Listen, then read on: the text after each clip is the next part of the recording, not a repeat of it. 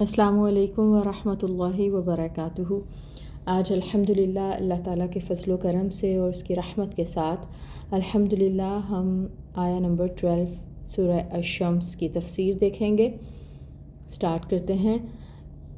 یا ربی لک الحمد کما ینبغی لجلال وجہک وعظیم سلطانک، الصلاۃ والسلام علی اشرف الانبیاء والمرسلین وعلی آلہ وصحبہ اجمعین، اما بعد فاعوذ باللہ من الشیطان الرجیم، بسم اللہ الرحمن الرحیم۔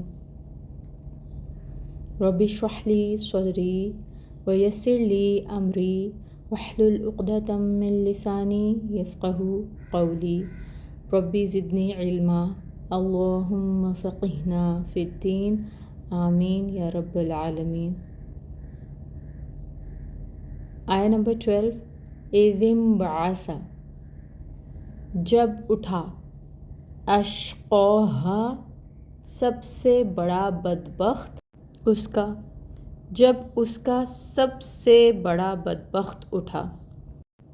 تو ہم نے جانا کہ حضرت صالح علیہ السلام نے قوم ثمود کو منع کیا تھا کہ اونٹنی کو تنگ نہیں کرنا، یہ جہاں چاہے گی چرتی پھرے گی، اور ایک دن اس کے لیے مخصوص ہوگا کہ یہ پانی پیے گی، کیونکہ عظیم الجثہ تھی اور سارا پانی پی جاتی تھی۔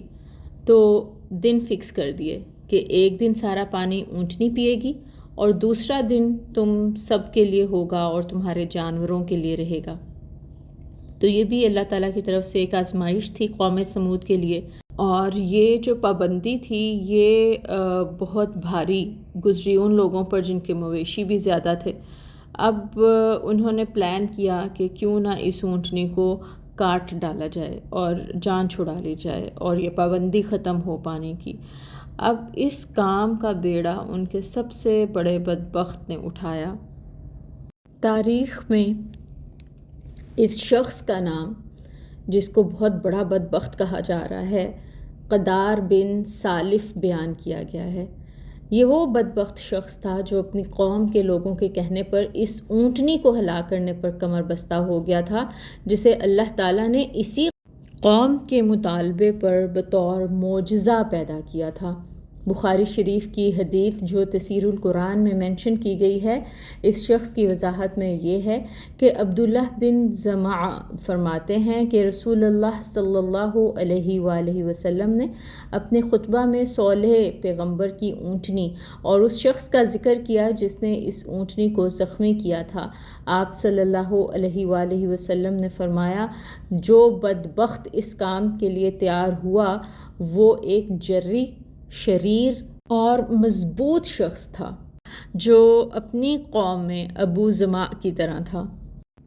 یہ حدیث اس بات کو ظاہر کرتی ہے کہ نبی کریم صلی اللہ علیہ وآلہ وسلم نے قدار بن سالف کو ان کی قوم میں طاقتور اور عزت والی شخصیت کے طور پر ذکر کیا کہ یہ شخص اپنی قوم میں اس طرح سے غالب تھا جیسے ابو زمع۔